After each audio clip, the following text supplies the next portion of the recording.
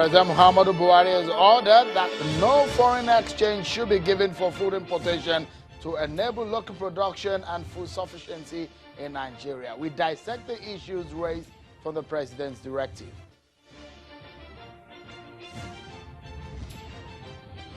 And the leader of the Shia group, Islamic Movement of Nigeria, Sheikh El-Zakzaky, wants to return home. He frowns at the treatment he is getting at the India hospital.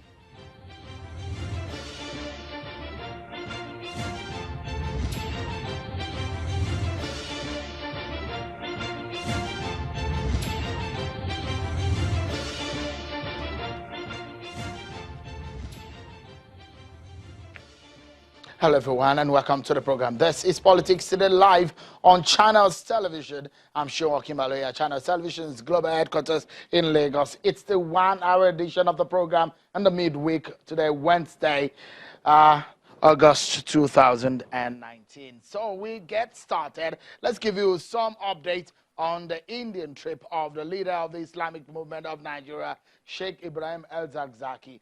He is alleging that the condition at the Indian hospital where he and his wife Zinat are undergoing treatment is worse than that of Nigeria. Mr. El-Zakzaky mentioned this in an audio recording that has since gone viral on the social media, and he says that he and his wife were initially happy that they would finally be treated in the Indian hospital in line with the recommendation of some foreign doctors who had visited them in Nigeria. He said that contrary to the agreement, they have difficulties trusting the treatment they would get in the hospital, and that the whole process looked like another detention as the door to their hospital rooms are heavily manned by security operatives. He's therefore demanding a change in the location of their treatment, especially to other volunteer countries like Malaysia, Indonesia, and Turkey. According to him, his wife Zinat has a bullet in her body, and that there is also the need for her to get her 2 kneecaps replaced amongst other ailments, while he says he has particles of bullets that were broken into pieces in his eyes, hands, and thighs, which have been poisonous to his body. The spokesperson of the Islamic Movement of Nigeria, Ibrahim Musa, speaks more on the comments by Sheikh El-Zakzaky. We have received an audio message from our leader, Sheikh Ibrahim El-Zakzaky, telling us of the terrible condition he has been subjected to since his arrival in the Delhi hospital. It seems the federal government has joined hands with that of the Indian government and are trying to prostrate his planned medical treatment. They brought a new set of doctors that the Sheikh hasn't made any prior arrangement with, and this made the Sheikh to refuse or to allow them to treat him.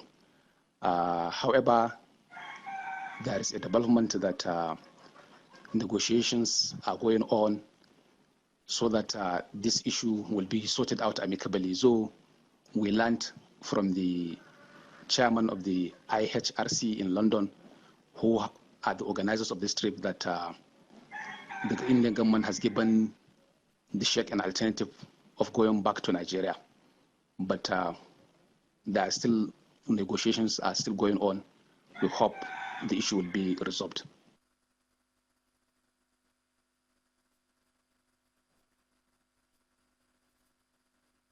Well, let's now check out some other political stories we're following for you on our political roundup.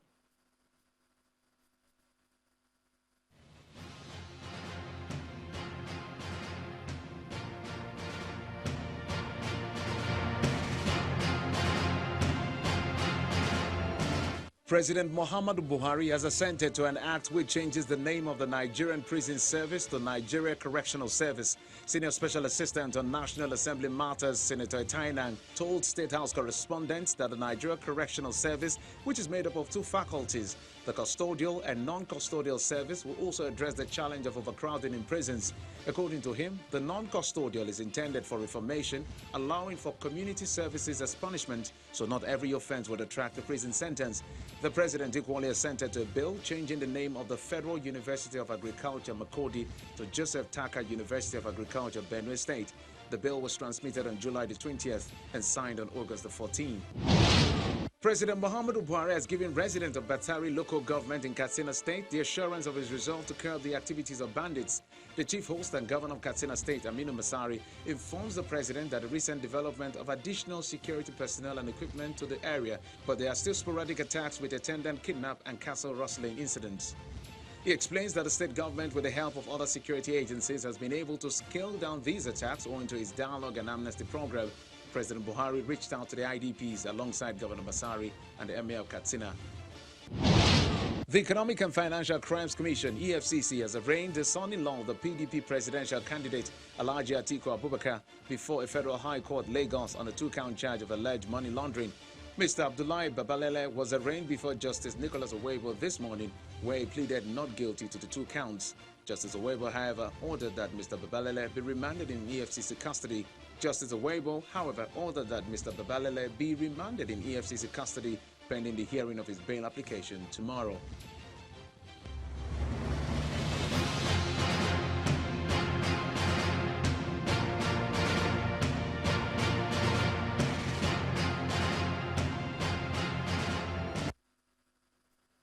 Thank you, everyone, for staying with us. Get a seat.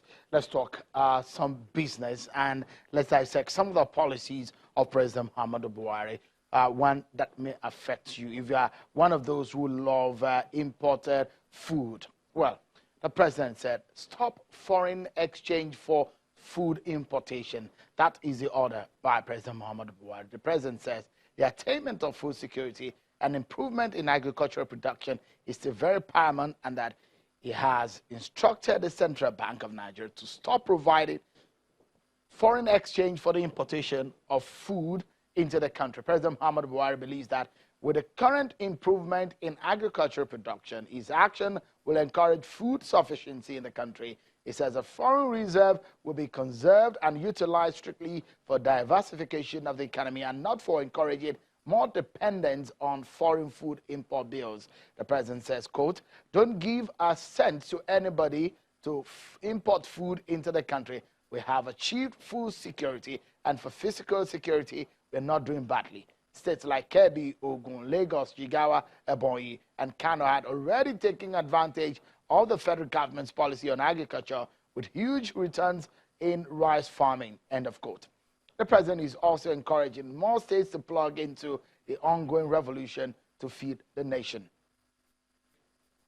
Let's take a look at some quick facts that we've tried to put together as regarding food importations and the standing of Nigeria. So the Economic Complexity Index research shows that Nigeria is the 52nd largest importer in the world, and commodities like wheat, corn, rice, raw sugarcane, dairy products top some of the food that are imported into the country. They also released a report stating that Nigeria consumes over $22 billion of foreign exchange annually. The CBN did say earlier that Nigeria's monthly food import bill fell from $665.4 million in January 2015 to $160.4 million as of October 2018. That's almost $500 million that has gone there. There was also 97.3% cumulative reduction in monthly rice import bills, 99.6% in fish, 81.3% in milk, 63.7% in sugar, and 60.5% in wheat. These are figures from the CBN. They also said that declines were steadily recorded in monthly food import bill from $665 billion in January 2015 to $160.4 million as of October 2018. So let's get a sense of what these all means together. We're already getting reactions from eminent Nigerians on the directive of the president to the CBN. The political and policy angle of it, people were talking. The economic implication of it, Nigerians are also talking. Tonight, let's get started. And I have very eminent Nigerians and very knowledgeable people in this area to talk to us on the program today. First and foremost, I have Professor Moghalu, a lawyer and political economist and a former presidential candidate of the YPP in the presidential election, and also a former deputy governor of the CBN. Thank you, Professor Moghalu, for coming on the program tonight. From our Abuja studio, I have Professor Jonathan Aremu, He's an international economist, and he's going to be talking to us on the program. Senator Sani is also a former federal lawmaker in our Abuja city. Thank you so much, gentlemen, for coming on the program. Let me turn quickly to Professor Kingsley Moghalu. He was one of those who reacted on the social media to the decision of the president. Let's look at it from the directive, first and foremost, the political angle of it. The legal angle which you have raised, Professor Moghalu, you did say that the president does not have the power to direct based on the CBN Act. You work in the CBN. Are you saying that presidents, when you were in the CBN, don't give directive, economic direction to the CBN? First of all, let me reiterate, Sharon, and thank you for having me, that as I said in my message on the social media, the CBN Act of 2007, Article 1, subsection 3, is very explicit that the Central Bank of Nigeria, in order to achieve its mandate, should be independent in the performance of its functions. So it's very clear. It's not Kingsley Moghalu who said it. It's the CBN Act. Now, there are only 3 instances in the operations of the central bank where the central bank requires the direct approval of the president. Number 1 is the approval of the annual accounts of the central bank. The president must approve it. Number 2 is the approval of currency designs. So for the central bank to issue a coin of the realm, as we say, Naira notes and so on, the president has to approve those designs and those proposals. Number 3, any external investment by the central bank itself as an institution has to be approved by the president. Outside of these 3 specific instances, the central bank does not require the formal and explicit approval of the president in order to perform its job. Now, that is another way of saying that the president himself or any political authority outside of the bank should not be giving the bank direct instructions. This is a fundamental principle of central banking around the world over the last 4 decades. And that's one of the reasons why many central banks worked successfully to overcome the global financial crisis of 2008. It's because they had the independence, and certainly in the central bank of my time, we had the independence to be able to do what we needed to do. And we did not take direct instructions from political authorities, I can tell you that. Prof, a very critical one is this. The CBN, I assume, does not work in isolation, is it? And certainly not. Okay, so he does bring us to the point that there is an entity, the executive arm of government, that provides the direction on which he wants to take the economy. Either you want to have a conservative economic policy front, or you want to have somewhat a reservative one. So the question here let me address that question. Let me address that question, because it is a confusion that exists in the minds of millions and millions of Nigerians. Is the central bank a republic on its own? No, it's not. But the principle of central banking requires that it should have some independence from everyday political authority. For example, if politicians want to be popular, and because of that, they want low interest rates, and they tell the bank that they must lower the monetary policy rate, and the bank lowers it, and there is an inflationary policy that is going on in the fiscal side, we know that about 90% of Nigeria's budgetary expenditures, or at least up to 70%, goes to recurrent expenditure. A lot goes to repaying foreign debt, and very little goes to capital expenditure.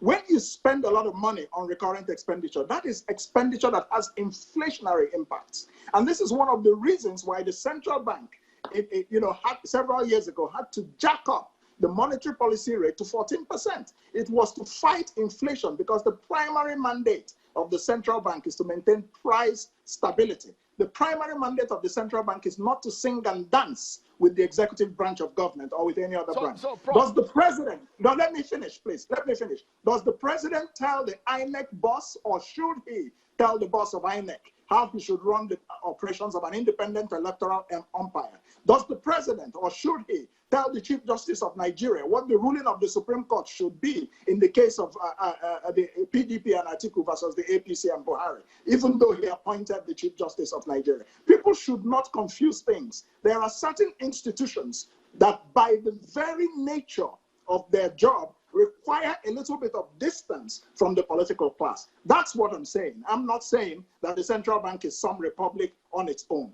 No, it is accountable, and it is accountable to the National Assembly. We go to the National Assembly every 6 months or periodically and brief it, because that's the legislature. So if I quickly can ask you this, so are you saying that the president was wrong in that directive, or that directive just stands as an academic exercise, or is just based on advisement to the CBN?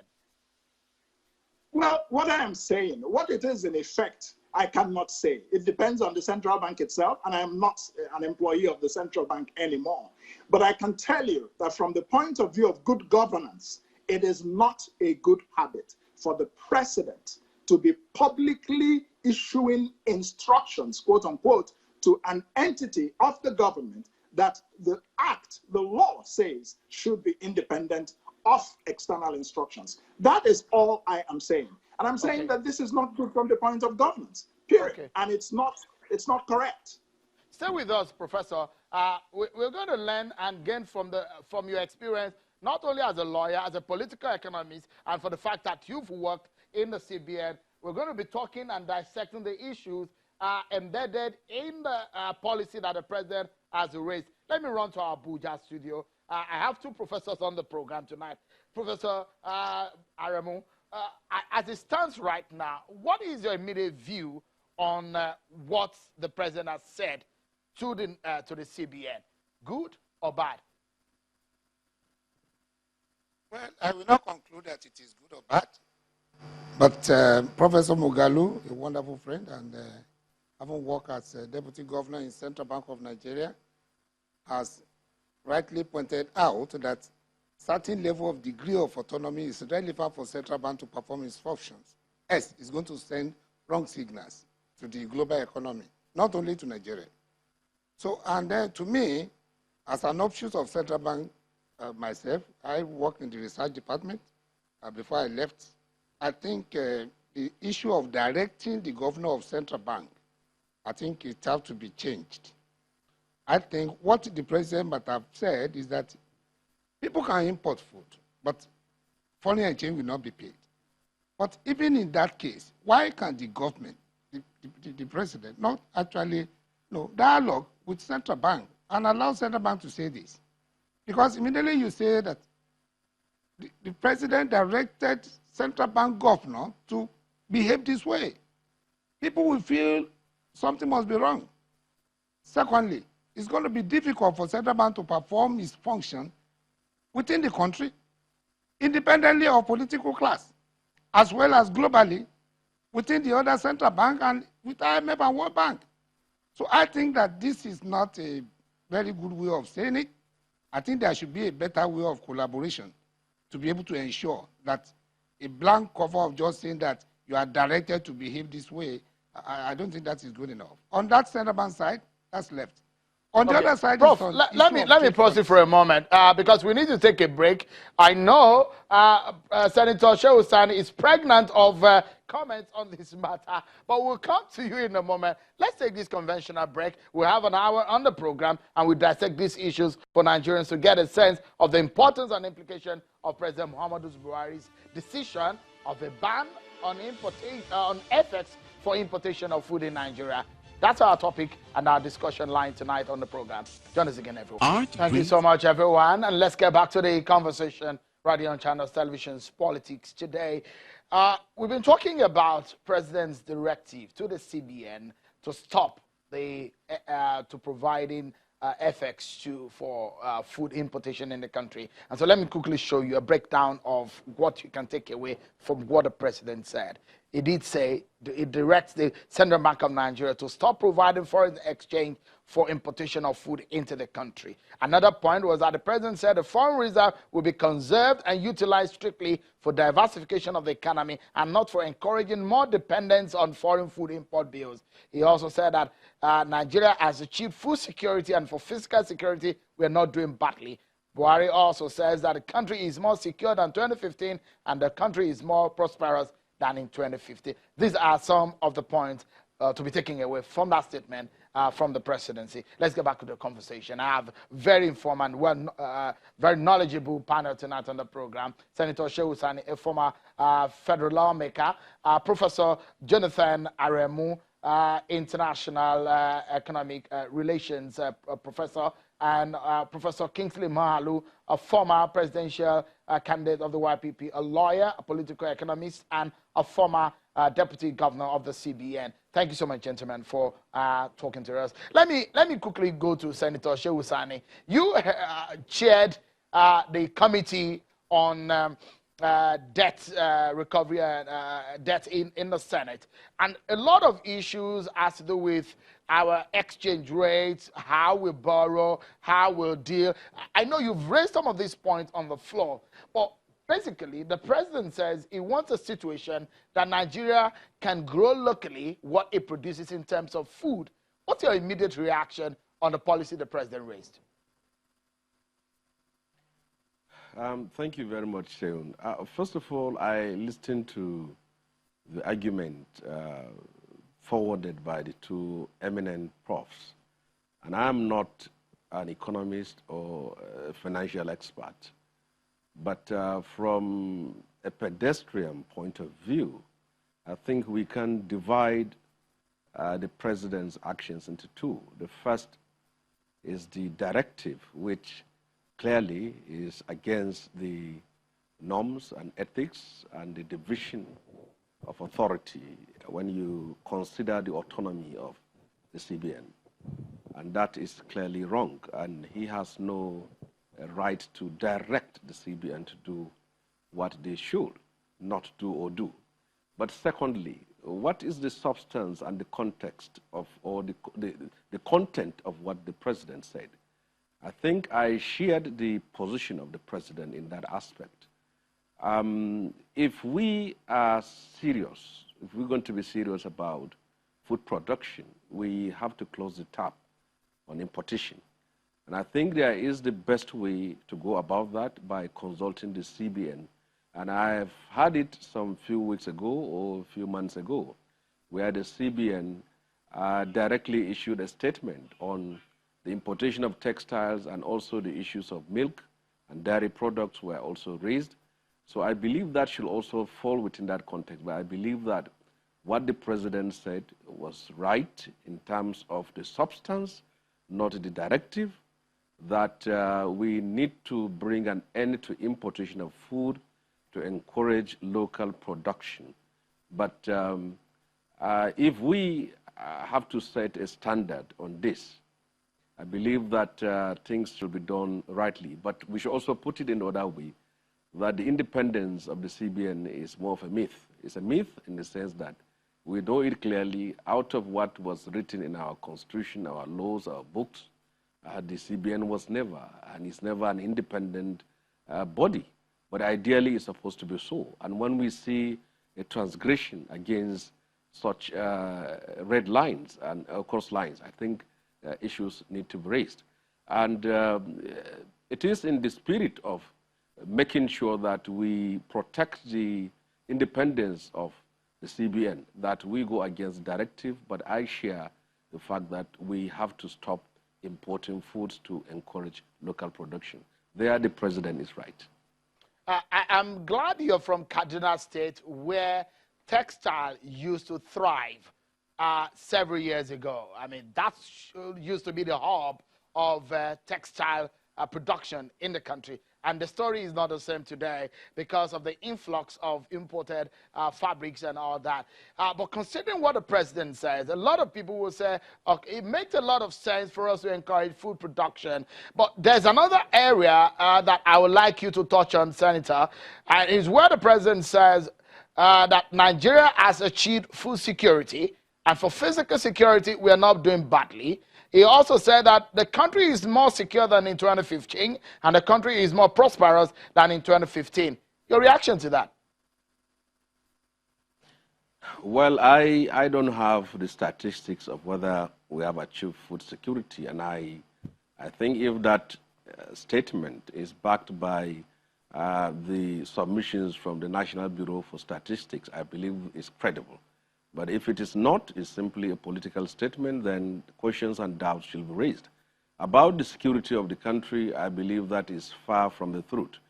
We have seen the violence, the killings, the kidnappings are still going on, and people have been raising issues.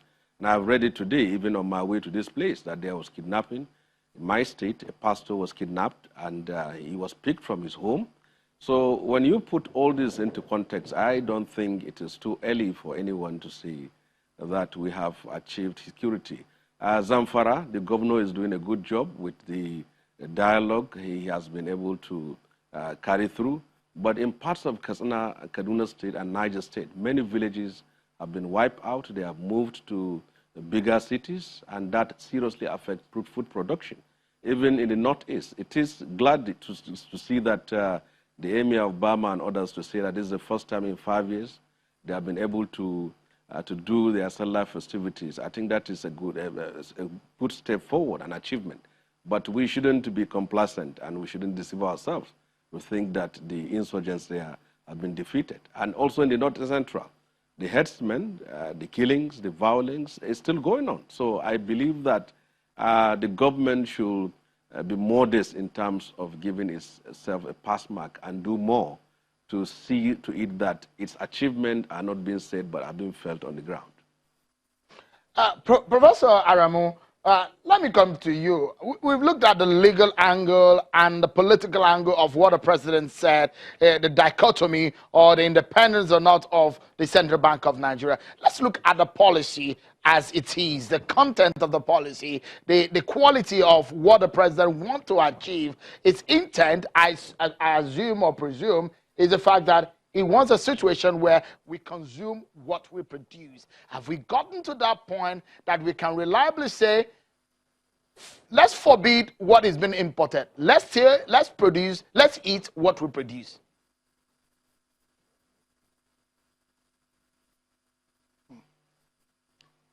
Well, the voice has gone away, but I heard some few things that you said, and that is to say that let us consume what we produce as well as ensure that we reduce importation. This is the argument. Well, and as much as possible, the senator have said everything. With respect to policy, I wanted to talk that we need a trade policy in this country, mainstreaming today, the National Economic Reconstruction and Growth Plan. And it's from this trade policy the issue of import and export to be dealt with. So even if the president wanted to make a statement, you go to the trade policy and see what is there and dialogue with Central Bank so that this issue of just using directive will not come because it's a wrong signal. So the policy base, both for Central Bank, which Professor Moghalu actually said has been violated to a certain extent, as well as the lack of trade policy, which you actually shake hands with Central Bank activity. I think these are areas that we need to work hard. Because up to now, and I'm saying that confidently so, because I'm a member of the team that actually drafted the former trade policy in 2011 that was not signed. The trade policy we are using in this country is 2001, 2002. And if we make any sentence that have implication on trade, import and all the people will say, and we are just going into another level of African continental free trade. The government just announced something again that will actually cause a lot of problems. So we need to be able to make sure that all these policies, both at the Ministry of Industry, Trade and Investment, as well as Central Bank, including the fiscal policy, which is being implemented by the Ministry of Finance, all of them shake hands. So that the president only say the final thing, coming from all these various angles that package all these policies together. Professor, that is the way things work in other countries. So we're looking at the implication. Should we today begin a ban on food importation. Can we reliably say that we can feed on what we produce? Or if you do that, we're going to be in trouble?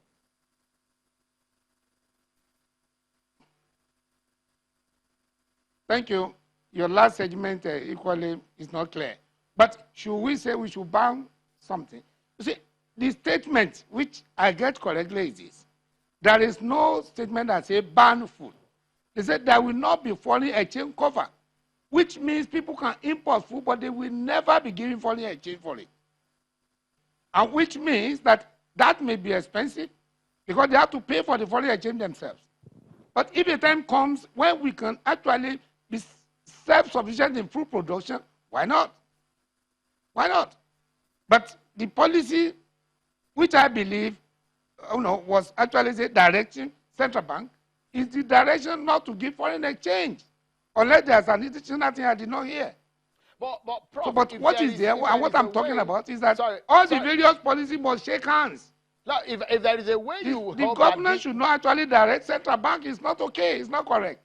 Professor Aremu, if there is a way you think that the president should have gone about it, and probably you'll be advising at this moment, what way do you think they should have gone about this policy that will work better? Excellent. Should it have been instrumental? Excellent.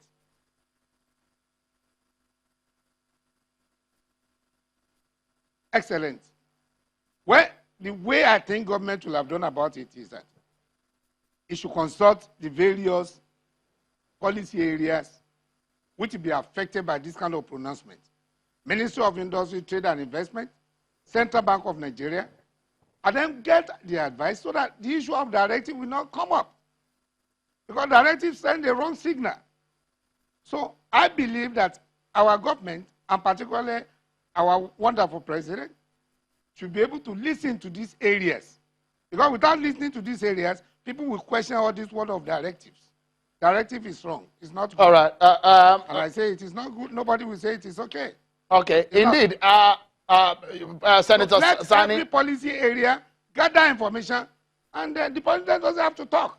This one will come as an information from Central Bank of Nigeria. It can come from the angle of the Ministry of Trade. It can come from the Ministry of Finance, not president. Okay. Because it has giving a direction implies as if something has broken down. Okay. Let me quickly go to Senator Sani before I go back to Professor Moghalu. Senator Sani, from the inference you can take from what Professor is saying, what would you say is perhaps a direct impact of what the president said? And in your own view, should the president rethink the move that he has made on that directive?